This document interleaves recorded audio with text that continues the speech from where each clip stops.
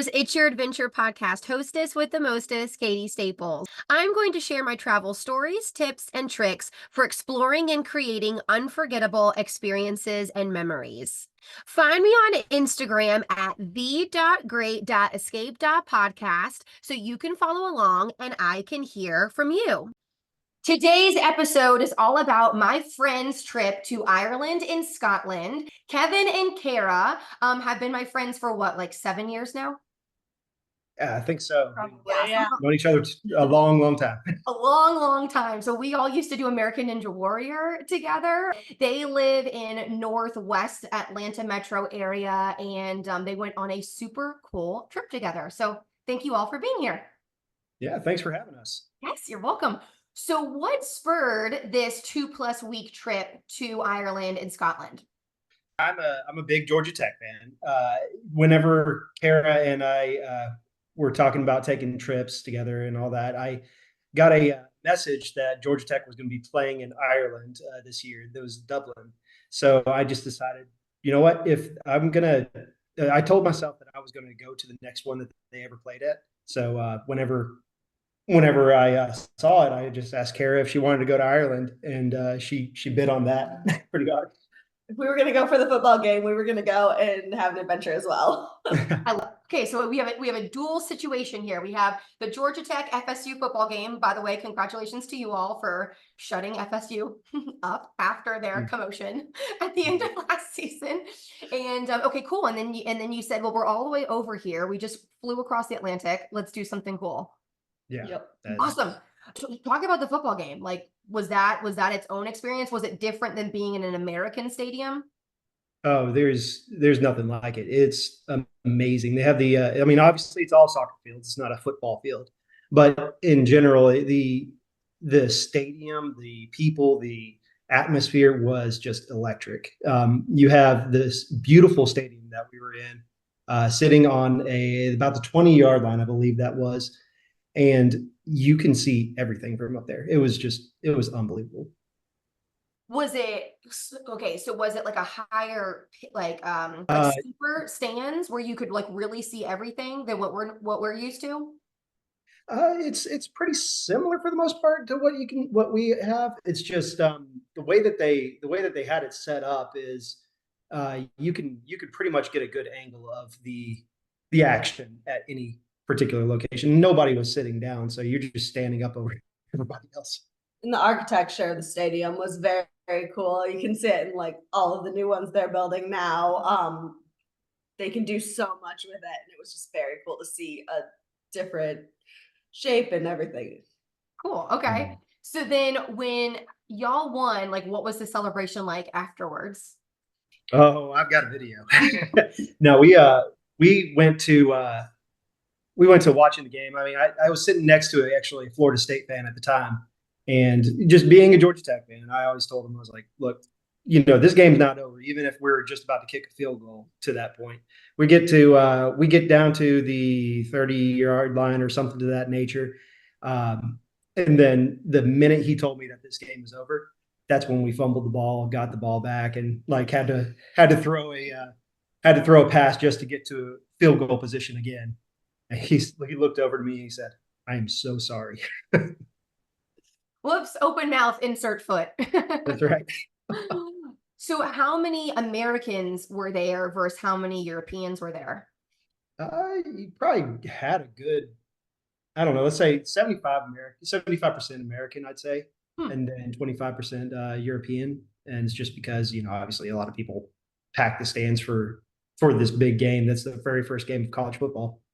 Yeah, it's just they flew across the ocean to do it. That's right. Okay, sweet. So is that where your trip started? Yes. Yeah, we got there probably the day before the game, and got to experience a little bit of Dublin. Actually ended up going to the Guinness Brewhouse. Storehouse. Yeah, not Brewhouse. We went to the Guinness Storehouse, and that place is amazing too. It's 7 stories at least, I believe, of just everything Guinness. Like they had when you walk in, they have a merchandise area. Then from there you go up and you learn everything about how they brew, how they go about making like, growing their crops and all the other stuff that they do. Then you go up to the top. They had a restaurant up there. They had several different bars, and then they have this live bands type bar that's at the very, very top, and you can just see all of Ireland from up there.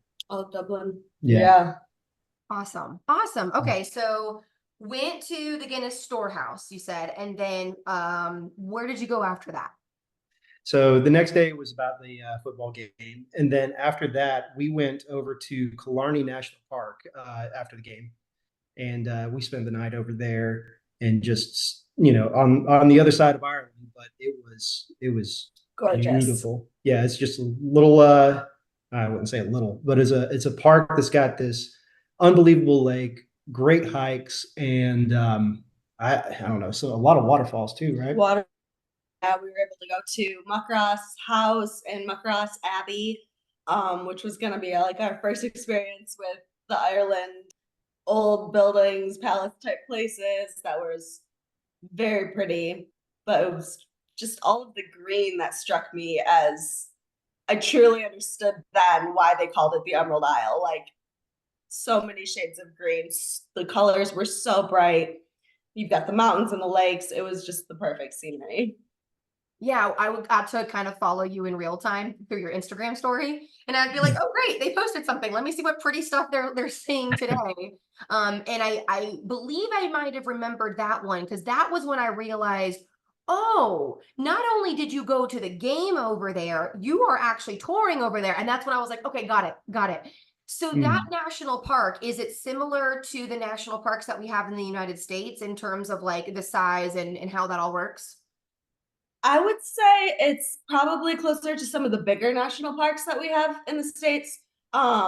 It's like one of your Yosemite's type Yeah, thing. one of your larger ones, spread out over an area with a whole bunch of like hiking and in different areas of it. Okay, sweet, sweet. So how many days did you spend there? We were only there for a day before we headed over to Cork. Ireland is relatively close to there, probably the closest big city. And so we went over to Cork the next day. What's Cork known for? Cork it's a bigger city. There's the Blarney Stone and Blarney Castle just outside of Cork. There's the English market there. That was very cool. Basically food vendors as well as food stalls for fruits, vegetables, seafood, all of that stuff in there, as well as places you could eat intermingled in. So we went over to that and we did Blarney Castle and the Blarney Stone, of course. Did you kiss the stone? Oh yeah, Of course. yeah. So much more wise now. Okay, so yeah, what's the thing with the stone?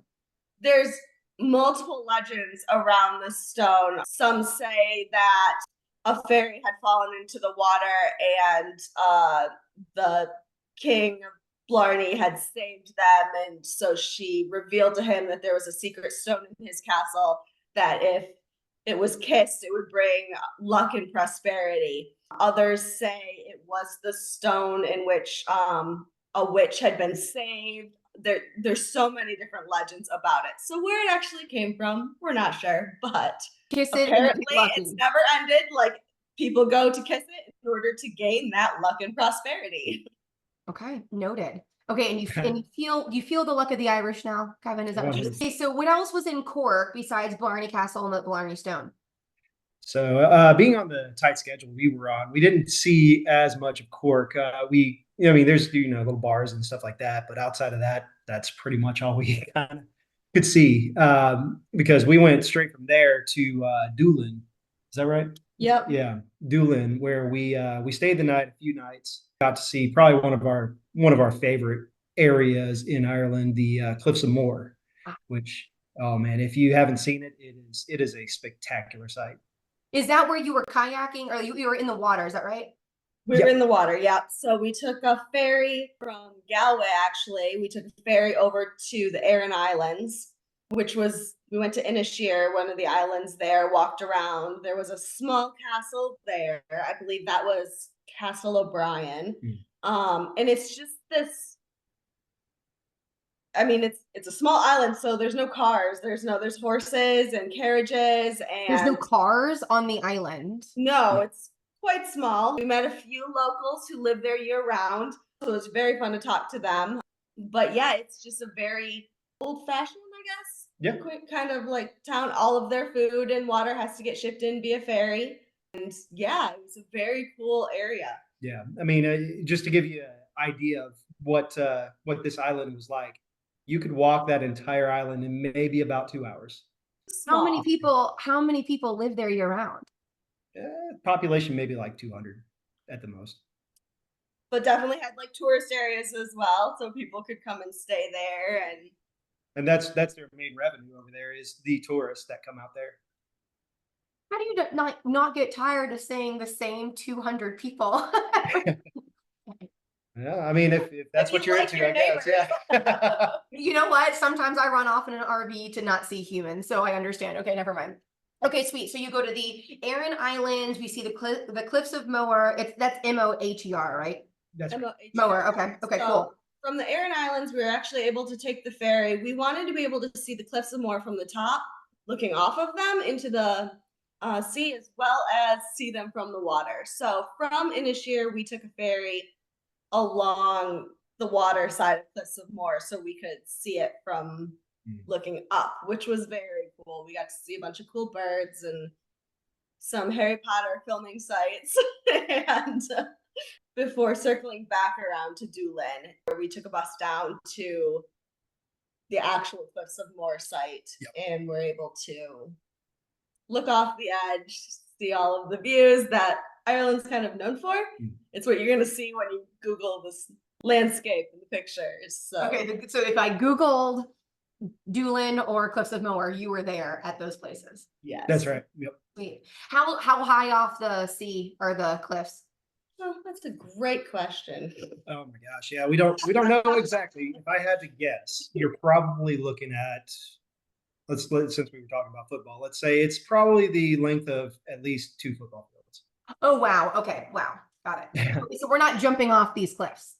No. We're not You do not want to jump off. There are lots of deaths every year. I mean, there's really that is a big thing. No guardrails or anything, and the wind it blows very strongly.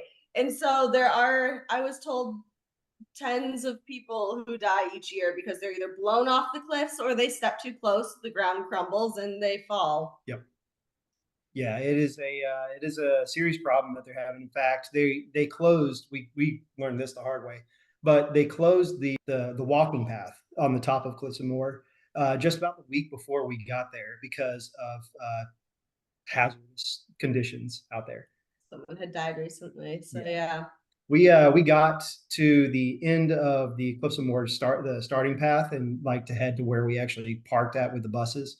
And we found out that basically got gated off. So we got up there, no cell signal, no nothing, and had no way of getting back. So we either had to hike the cliffs or we had to pretty much just walk our way back to the car, probably about a 2-hour hike back.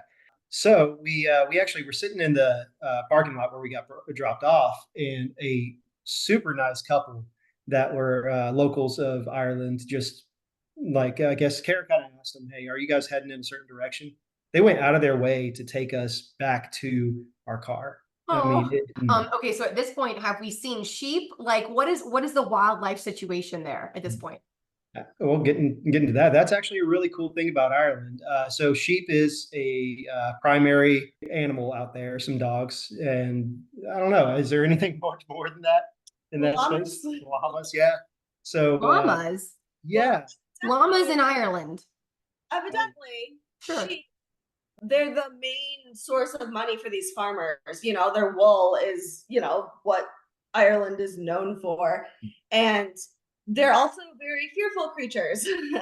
And so there are no predators in Ireland, evidently. Yeah. There's no bears, there's no tigers, there's really nothing. Wolves or anything like that?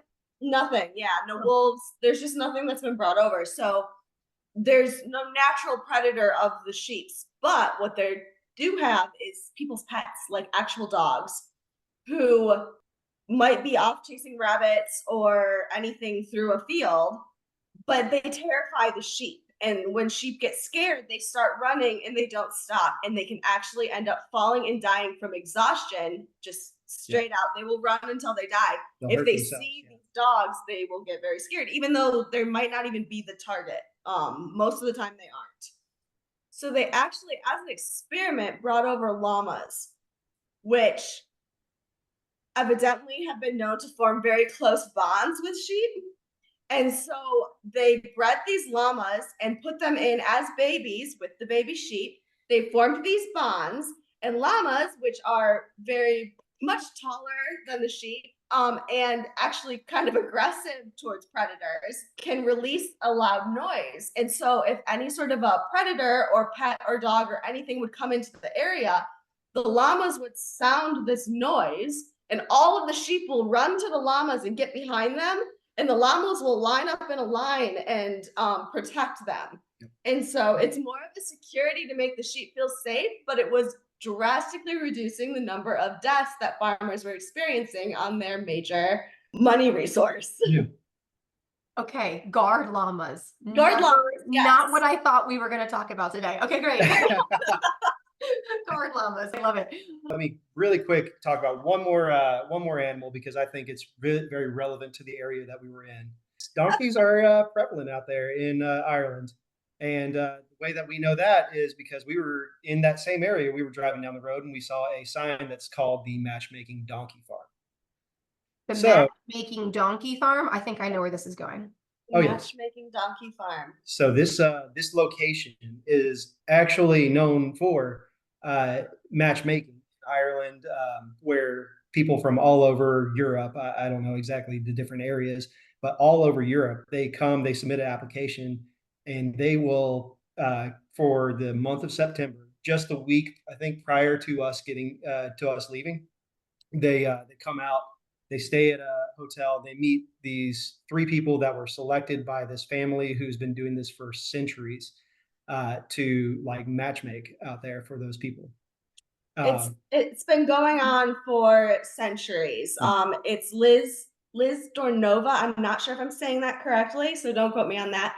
It started with, because there's a pier and that was an area where shipping would come in. Wealthy merchants, high lords and ladies would send their sons down to help retrieve shipments that were coming in. So meanwhile, in Ireland, all of the poor farmer families would pack up their daughters and send them over there to try to make matches with these people. Well, I guess there is a couple families, and it's passed from mother to daughter for generations, where throughout the year people would mail in applications for matchmaking. And then through the entire month of September, you could be assigned a 3-day period where you can come and they have matched you with different people. So year round, what they do is sort through people's bios, basically, in order to matchmake them. Yep. It's one of the largest things in that area. It's one of the biggest tourist events all of September. And yeah, people come from all over the UK for this event. Okay, that is not where I thought this was going. I thought that was like a breeding farm for donkeys, if I'm being That honest. is They what just we call all it thought as matchmaking. well. Yeah, that was the first initial thought, and then we asked about it. Find out, yeah, they So these women, during September, it's very busy for them. The rest of the year, they're just sifting through people's applications. So they wanted to do something else. So they started a rehab farm for injured donkeys. but since their name was matchmaking, they decided in Donkey Farm. Yep. Why not? Whatever. Hey, it's a catchy name, right? You're not going to forget it. Okay, where'd you go next? All right, so we actually headed straight from there. I think it was we went to Tollymore Forest and then right up to Belfast. And so in there, we were just pretty much staying the night until we got to the ferry that took us across to Scotland. Tollymore Forest was beautiful. We wish we could really have spent a little bit more time. We didn't get as much time there as we wanted. So that was actually Northern Ireland. So we left the Republic of Ireland and into the UK. So that'd be Northern Ireland, and drove up north. So we left the Republic of Ireland, went into the UK, Northern Ireland. We went to Tollymore Forest Park, and That was actually a big filming site for Game of Thrones back in season 1. It was very fun to see some of those sites and roads, and you could see why they would use a place like that. It was, yeah. It's very picturesque. Had a very very old feel to it, and there's something about the air. It just smells like Ireland. There, absolutely. It smells like Ireland. Got The it. air, yes. Oh yeah. Okay, so in the forest, I think I remember seeing you tag that in one of your stories. And Kevin, was that when you weren't feeling well? Oh yeah, yeah. That is. I started not feeling well pretty much. Pretty much right before we got onto the ferry, and then it carried on into a little bit of Scotland. But yeah, it was. You pushed It through. was, yeah. You hiked like a champ. So Tullymore Forest, what is it like?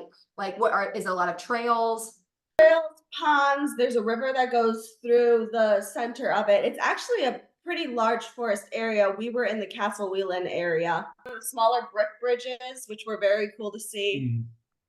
And yeah, they had it set up pretty nice. The trails would go through some of the structures that had been, they're not like crumbling or anything. They're very cool, but they're definitely grown over with. One of the biggest things about Ireland is they are all about preserving the past. So building in their undeveloped land is one of those things that they really don't. I don't believe they let you do, because it's just not something that they have. Like if you got a city, that's your city. Outside of that, it's all farmland. And so you go through all these different roadways and everything. There's the walls that are made of just completely rock. There is the different areas in the forest and all the Killarney National Park, that if what they'll do is they just make sure that it is preserved to its best ability. So like a castle out there is going to be something that's built back in what 1800 at the earliest. And they just make sure that they take really good care of it. So you go to any of those bridges, those are something that's been built years and years and years ago, but they are unbelievable, like in how sturdy they are, how well preserved they are. Cool. Sweet. Okay, so from Northern Ireland is when you went to Scotland. Yep. Okay. Took a ferry across. We went from Belfast over to Killarney. I may be saying these all wrong. We actually met a Scottish gentleman who asked where we'd been, and I started listing places, and he just put his head down and shook it. He was like, "That's not how you say that." Poor American. Poor American. I'm saying it how it's spelled. Yeah.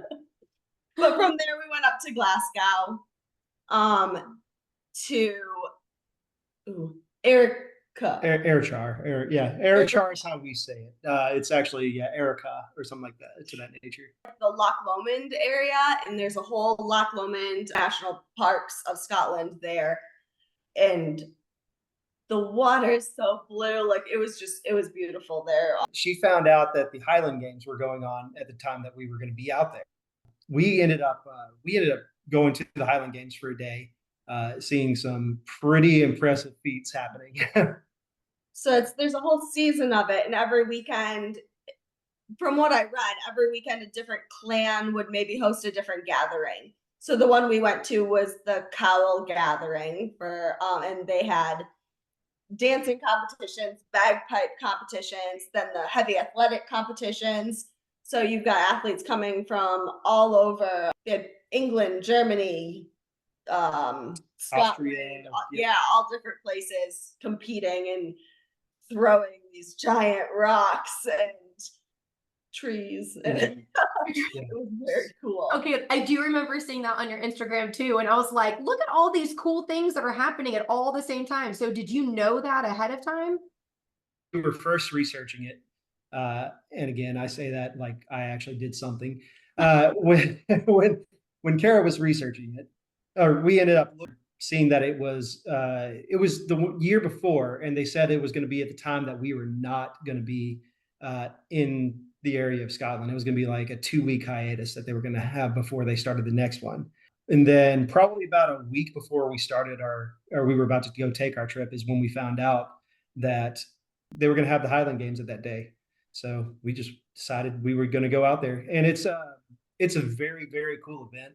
A little bit of it look kind of feels like our fairs that we have in the U.S. But I mean, those competitions, those things that they do out there is just pretty amazing. So we went up to Inverness, which was gorgeous. We saw Culloden Battlefield, Clavicairns, which was like standing stones, which was very Outlander-like from the TV show and books. I read the books and loved them. But I think our favorite of, I think all of Scotland was when we went over to the Isle of Skye. yeah. Which is, they tried to keep that very much old Highland Scotland up there.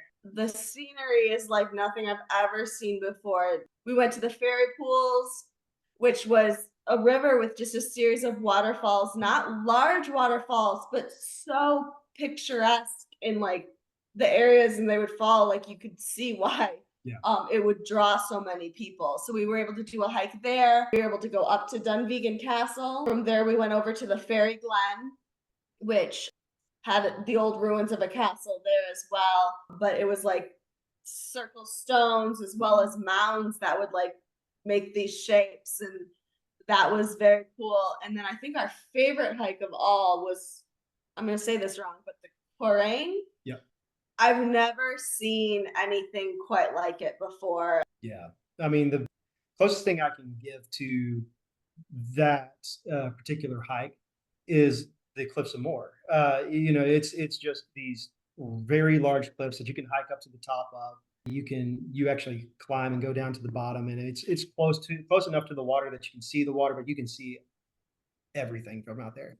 And just as a quick note for what Kara said is, you go to the Isle of Skye. It's not a very big area, but you go from one area to another, and like it's maybe about a 5-7 mile drive to the next location, and it is like a totally different world that you're in.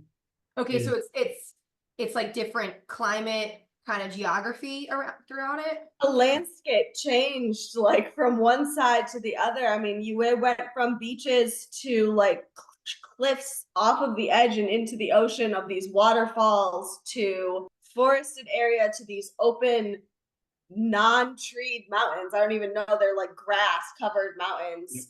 But they were incredible. And then you've got like certain areas are known for being a little more foggy at certain times of day. So you've got like clouds hovering just over the edge of the mountains, and then other areas it's clear and you can see for miles. Like it was insane how many different things we were able to see in the course of one day on this island. Yeah. Sweet. Okay, so that was the favorite place, right? That was my favorite for sure. Okay. What was the favorite thing you ate?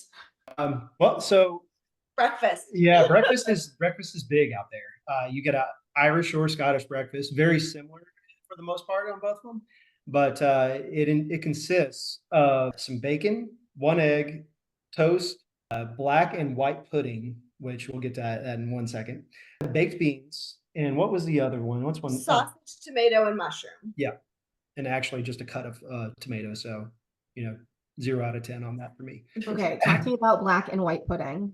All right, so black and white pudding is not what you would expect. It's not pudding. It is more or less a sausage patty that is cooked with the porridge.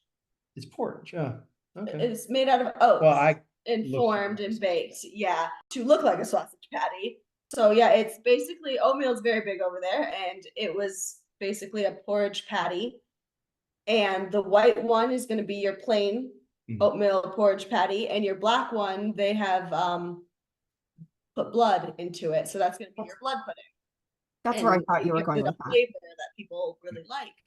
As a pickier eater, I'm all about the bacon and egg portion of what you just said. I'm a little upset I never heard of potato, because I'm thinking like Ireland, right? Potatoes. In Ireland, there generally was some sort of a hash brown in there as well. In Scotland, there was a potatoey pancake thing. Galatka. Yeah, kind of. Okay. And then what was your favorite thing that you drank? Guinness. Guinness to me was probably one of the better drinks out there, and it's just mainly because it is so much better than what you can taste in the States. Fresh from Ireland Guinness is the way to do it. 100%. Okay. Kara, what about you? Not Coke. They really don't have very much Coke over there. Coca-Cola. They have. You ask for a Coke, you will get a Coke Zero or a Diet Coke. They don't have. Because they don't do the sugar that we do over here. Nope, Nope. not at all. Okay. Okay. So I liked the coffee. They don't have coffee creamer. That was one thing. No coffee creamer over there. Everything's milk. But the milk is so good that it made up for it. The butter was incredible. Mm-hmm. And I think the bread was better. Oh yeah. Their bread was amazing. What if you had anything to say to someone about go to this place in particular or do this differently? What would you say? If they're interested in hiking, they have to try the Isle of Skye and some of those hikes, as well as Killarney or Ireland. I really wish we had gotten to do the Cliffs of Moher, the full walk. That's the one where we dropped our car at the end and tried to hike the whole thing, but it was closed down, so we couldn't. Hopefully next time, if we ever go back, we can do it. But there's definitely really good backpacking and hiking. If they're interested in seeing the cities, I would recommend Dublin. And then I loved Edinburgh. Right. Edinburgh, Scotland. Yeah. It's a very clean, beautiful city there. Yeah. And it's kind of like it's a very interesting mix of like young college students and full-on business professionals there. So it was a little bit of everything. Yeah. And for me, what I would recommend to people that visit Ireland in particular is get out of the city. It is so beautiful. The Emerald Isle is just that. It is just so green, so luscious, so well preserved. You're stepping back in time in some areas, and I mean, it is just beautiful out there. So I would 100% recommend going out and exploring Ireland, not just the cities. Thanks, guys. I appreciate you. Absolutely. Thank you for having us again. Thank you for having us. That's all for Ireland and Scotland. What did we miss? What are your favorite parts of those places and things to do? I would love to hear from you. Find me on Instagram at the.great.escape.podcast and send me a message.